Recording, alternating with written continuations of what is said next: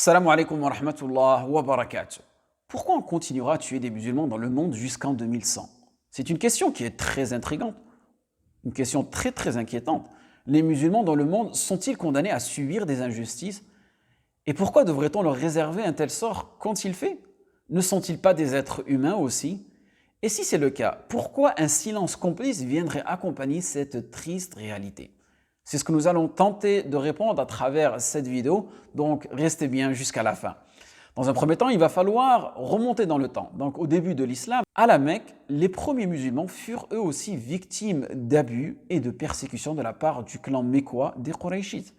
Et aussi durant l'époque médiévale, les croisés tuèrent presque tous les musulmans de Jérusalem.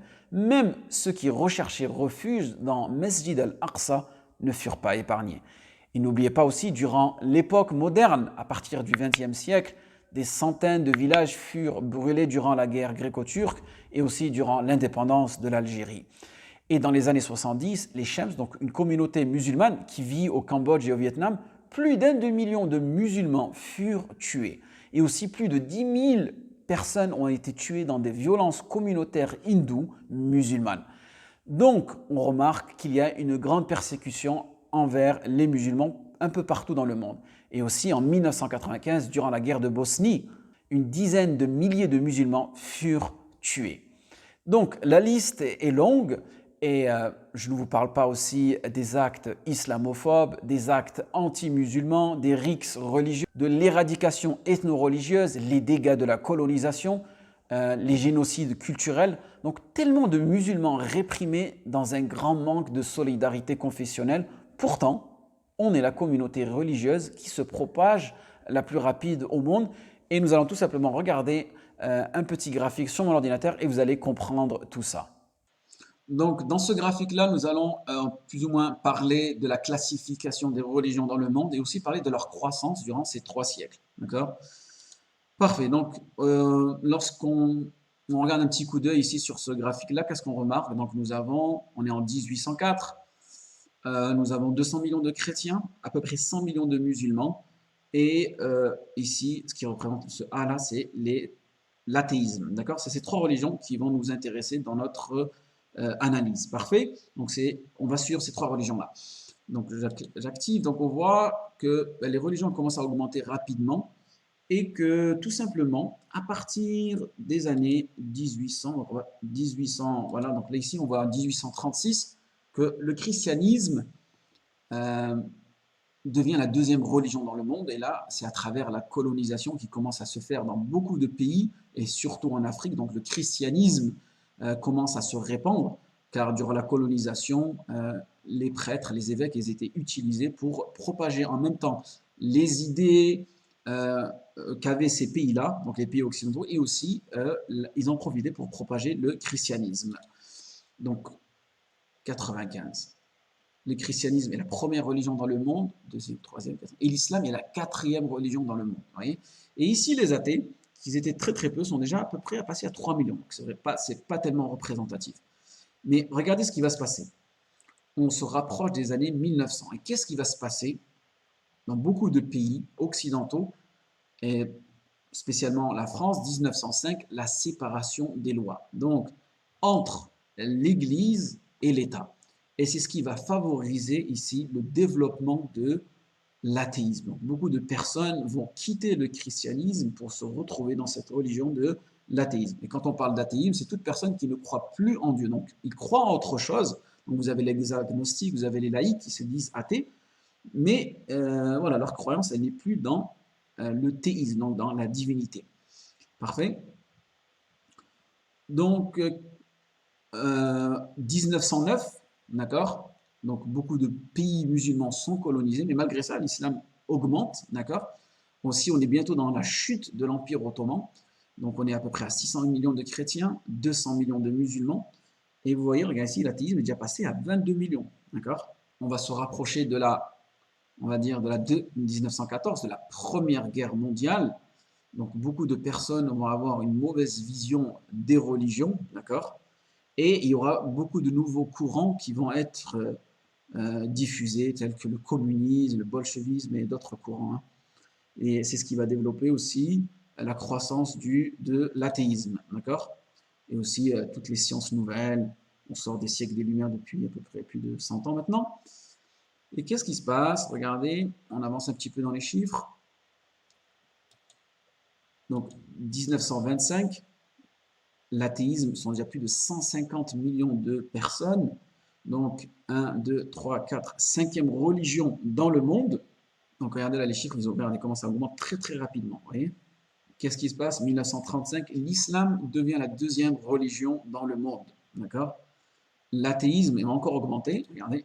Et voilà, on est en 1937. Vous vous rendez compte? En l'espace de même pas 30-40 ans, 300 millions de personnes qui deviennent athées dans le monde. Donc des personnes qui vont quitter d'autres religions, d'accord, comme le christianisme principalement, et qui vont devenir athées. Et c'est ce qui s'est passé dans beaucoup de pays européens. Donc là, 39-45, on est dans la 2e guerre mondiale. Et qu'est-ce qui va se passer durant la 2e guerre mondiale? Regardez, l'athéisme passe à la 2e position. Donc c'est la 2e religion dans le monde. Vous vous rendez compte? Donc là, il y a vraiment un recul de la croyance et un recul de la religiosité en Occident. Donc on sort de la 2e guerre mondiale, et regardez, l'athéisme augmente encore beaucoup plus rapidement que d'habitude. Et là, on va se rapprocher des années 55, 1955. Qu'est-ce qui se passe? Regardez, le christianisme. On dépasse les 1 milliard de personnes. Il y a plus de 1 milliard de personnes qui sont chrétiens. Et si on rajoute les athées et les musulmans, c'est un autre milliard. Parfait? Donc à eux deux, ils représentent 2 milliards de la population mondiale.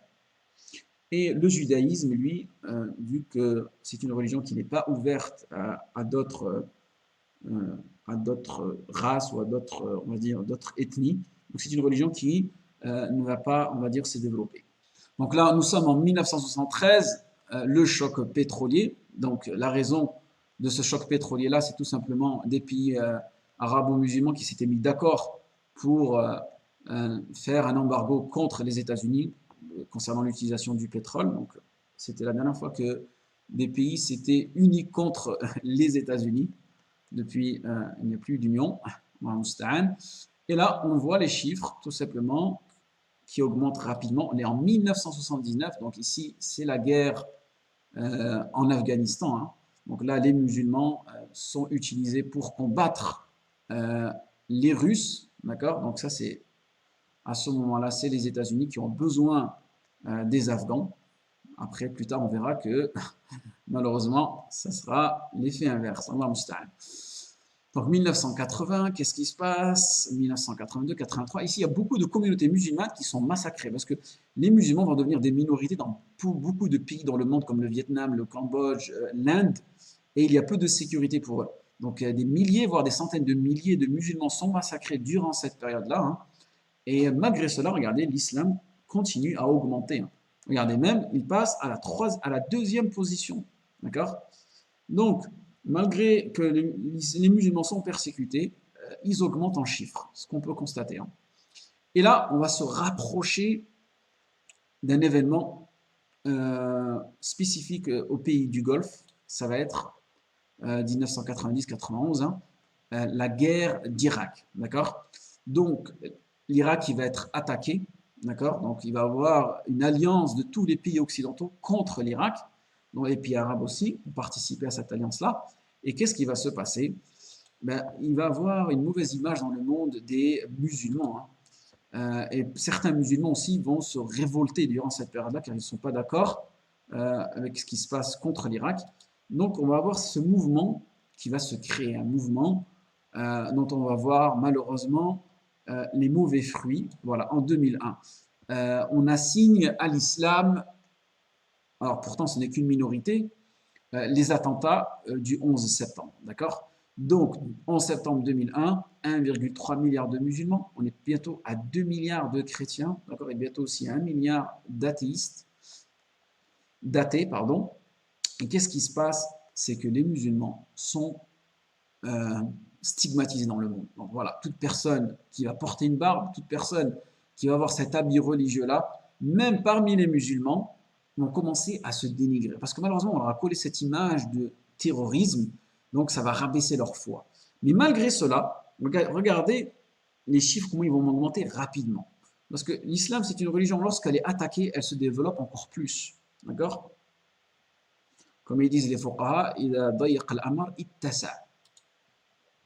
Et regardez, les chiffres là, ils montent très très rapidement. D'accord? 2005, 2006, 2007, bientôt à 1,5 milliard. Hein. Et là, ce qui va se passer, c'est 2010, 2011. En 2011, c'est le début des printemps arabes. Donc, il y a une grande révolte dans les pays arabes.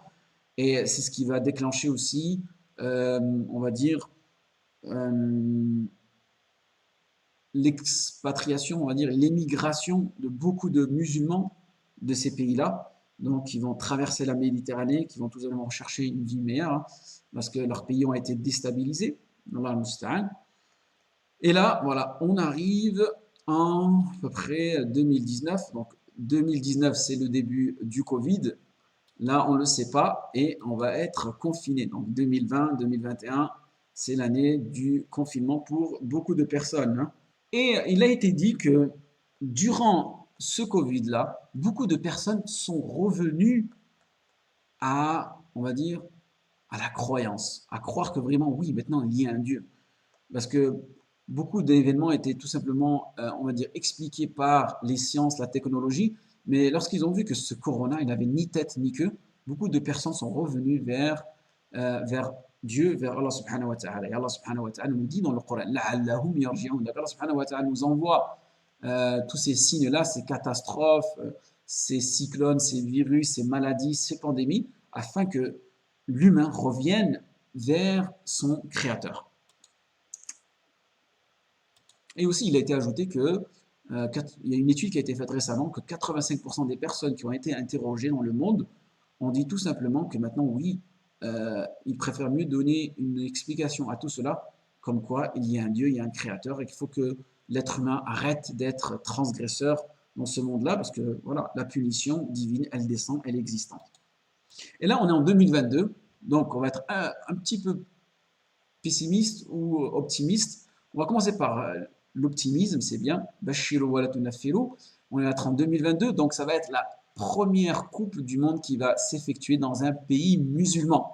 Un an après, l'islam devient reste toujours la deuxième religion dans le monde, mais avec 2 milliards de personnes. D'accord? Donc, c'est là où on voit pourquoi tous ces mouvements politiques aujourd'hui attaquent l'islam. Car c'est une religion qui grandit, d'accord, qui se développe, et aussi c'est une religion qui est présente, qui est visible, contrairement à d'autres religions.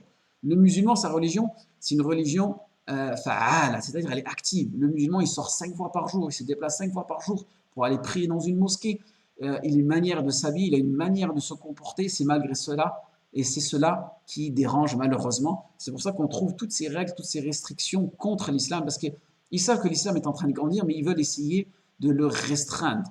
Mais malheureusement, l'islam, si tu le restreins, il grandit encore plus, et alhamdoulilah, ça donne encore plus de visibilité à cette religion-là. Et les gens, qu'est-ce qui se passe? Eh bien, ils s'intéressent en grandement à l'islam, et c'est pour cela que c'est une religion dans laquelle beaucoup de personnes y trouvent la paix et se convertissent quoi, de manière naturelle, sans même pas forcer. Il n'y a pas de propagande, il n'y a rien. C'est la vérité, c'est comme ça. Al-Haqq. Et là, qu'est-ce qu'on remarque? C'est que, regardez, les hindous passent en termes de troisième religion dans le monde, et ici, les athées reculent. Parce que, qu'est-ce qui va se passer? Il va y avoir beaucoup de catastrophes qui vont arriver, beaucoup d'événements tragiques qui vont arriver, et les gens vont comprendre que tout cela ne peut être expliqué que par la science. Il y a quelque chose qui se passe, il y a un créateur. D'accord? Et c'est pour ça que beaucoup de personnes vont se retourner vers les religions dans les 20-30 dernières prochaines années. Et cela, on va le remarquer. Tout simplement, regardez, les chiffres commencent à augmenter rapidement. Regardez ici, c'est plus comme avant. Regardez, ça recule légèrement. C'est plus ces trois religions-là qui augmentent. Regardez, on est en 2059, donc bientôt en 2060, on a plus de 3 milliards de musulmans dans le monde. Vous voyez? Donc là, l'athéisme n'avance plus comme précédemment. Et là, on va rentrer dans les années 2060. Qu'est-ce qui va se passer? Selon certains économistes, la Chine va être la première puissance mondiale. Donc, faisons beaucoup d'invocations pour nos frères Ouïghours, car c'est une minorité qui vit dans un grand pays, en espérant que d'ici Allah subhanahu wa ta'ala leur a facilité et que les Chinois auront compris que voilà, si on veut vivre dans un monde d'entente, il faut tout simplement avoir une certaine flexibilité et que les religions elles-mêmes ne sont pas une menace. Au contraire, les religions, elles appellent à la bonne morale. Donc faites beaucoup d'invocations pour nos frères ouïghours.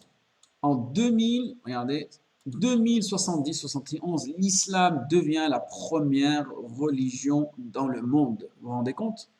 Première religion dans le monde en 2070. Et c'est cela qui inquiète beaucoup de personnes, comme je vous ai dit, surtout le système capitaliste, l'ordre mondial, car ils savent, ils comprennent que l'islam est en contradiction avec leur idéologie.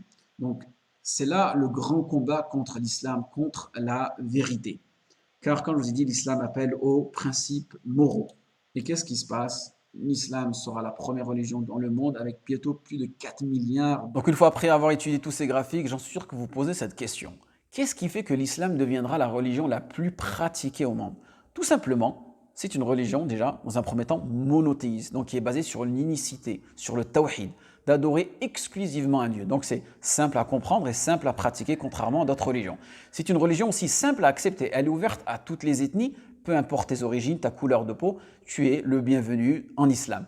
Et aussi, il n'y a pas de code, il n'y a pas de choses illogiques. Donc, c'est une religion saine qui est en concordance avec notre corps et notre logique. Et en islam, on nous apprend aussi à construire un foyer avant de construire une maison, de préserver sa santé avant d'acheter des médicaments, de chercher le bonheur avant de trouver le plaisir. C'est ce qui fait l'unicité, la singularité de cette religion. C'est aussi une religion basée sur les 5 finalités que tout être humain recherche, donc ce qu'on appelle les 5 P. Donc la préservation de la religion, ad-din, c'est-à-dire les besoins spirituels, la préservation de la vie humaine, la préservation de la dignité, la préservation de la personne physique, la préservation de la raison, la préservation de la progéniture, an-nasl, et la préservation des biens.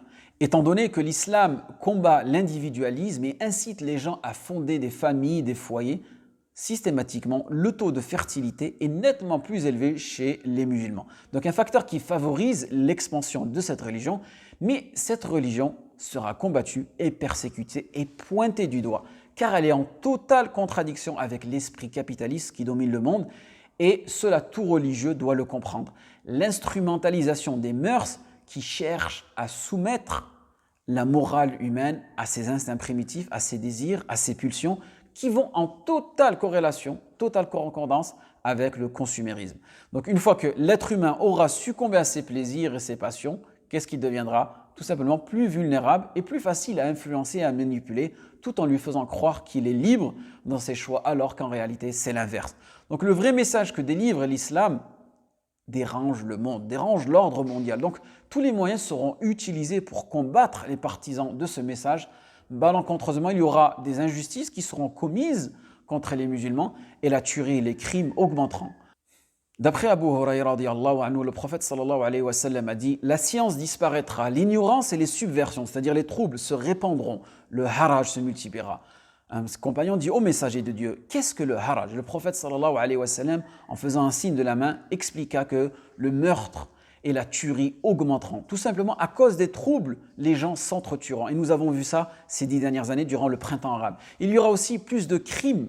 Et dans un autre hadith, de plus en plus de catastrophes et de tremblements, de pandémies et de virus seront propagés dans le monde. Donc tout cela n'est pas très rassurant, mais alhamdulillah, le musulman doit louer Allah subhanahu wa ta'ala, car il ne nous a pas laissé dans l'inadvertance. Et aussi le but de cette vidéo, c'est de nous faire prendre conscience que malgré ces événements, qui ne sont pas très annonciateurs de bonnes nouvelles, le musulman doit garder la tête haute et apprendre sa religion pour se prémunir de toutes ces fitanes, de tous ces troubles, comme le faisait Hudayfa ibn Yaman. كان الناس يسألون رسول الله صلى الله عليه وسلم عن الخير وكنت أسأله عن الشر مخافة أن يدركني. Les gens interrogeaient le messager d'Allah sur le bien et moi, je l'interrogeais sur le mal, de peur qu'il m'atteigne. Je dis: ô messager d'Allah, nous étions dans l'ignorance et le mal, et Allah nous a apporté ce bien. Donc, y aura-t-il un mal après ce bien? Le prophète sallam répondit: oui. Et après ce mal, il y aura-t-il un bien? Oui, mais il sera troublé, il y aura des fitanes. Quel est ce trouble? Regardez la réponse. Des gens qui adoptent autre que ma sunna et suivent une voie autre que la mienne. Ceci est donc l'attitude à adopter par le musulman face à ces fitanes-là. Donc dans ce hadith, le prophète sallallahu alayhi wa sallam nous donne les raisons de ces troubles que les musulmans vivront. Donc, qu'est-ce qu'on doit comprendre? On doit adopter certains comportements. Le premier comportement face aux troubles, le musulman, il doit mettre en application le livre d'Allah subhanahu wa ta'ala.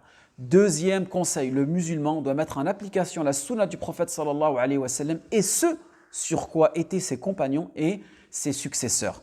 Troisième conseil, il doit rester accroché au groupe des musulmans où qu'ils soient sous l'autorité de leur imam, l'imam des musulmans, le dirigeant des pays musulmans. Quatrièmement, s'il n'y a ni groupe ni imam, alors il doit demeurer seul ainsi et s'écarter de toutes ces sectes jusqu'à que la mort lui advienne, tout en étant attaché à sa religion et sur la sunna du prophète. Donc, Akhi Urti, arme-toi d'une science bénéfique, de sagesse et de patience pour ne pas succomber à ces tentations-là, à ces troubles-là, à ces subversions-là. Et comprenez bien que ce n'est pas parce que l'islam est en totale expansion que cela est annonciateur de bonnes nouvelles, car n'oubliez pas ce que nous recherchons aujourd'hui, c'est la satisfaction, l'agrément d'Allah subhanahu wa ta'ala, et cela ne pourra atteindre qu'en recherchant la qualité dans nos pratiques, la qualité dans nos relations, dans nos interactions avec d'autres personnes, musulmanes et non musulmanes, car n'oubliez pas, quand tu es un musulman, tu véhicules une certaine image, et cette image-là, il faut que tu la respectes toi-même pour qu'elle soit respectée. Donc on est tous prédicateurs d'un message au fond de nous, chacun à son niveau. Donc il est important que le musulman se réforme socialement et spirituellement. Et j'avais déjà effectué une vidéo à cela, que ces chiffres-là, cette quantité-là, n'est pas une bonne nouvelle pour les musulmans. Regardez la vidéo, vous aurez plus d'informations à ce niveau-là. Wafaqakumullah lima yuhibbu wa yarda, en espérant que cette vidéo a été pédagogique et instructive et vous a fait comprendre à peu près aussi, vous a donné, on va dire, une vision globale dans laquelle le musulman risque de se retrouver plus tard, car il est important d'anticiper, il est important de comprendre ces hadiths, les hadiths des fitans, les hadiths des troubles, pour que le musulman ne se sente pas étrange dans ce monde-là. Car beaucoup de musulmans se posent des questions et parfois n'ont pas les bonnes réponses, car tout simplement, elles ne se dirigent pas vers les bonnes sources. Et comme je vous ai expliqué tout à l'heure, l'un des premiers conseils, c'est de revenir au Coran et revenir à la Sunna, car ces deux livres-là sont complémentaires et sont shifa ou lima fi sudur, donc une guérison pour l'âme et pour le corps. Wassalamu alaikum wa rahmatullahi wa barakatuh.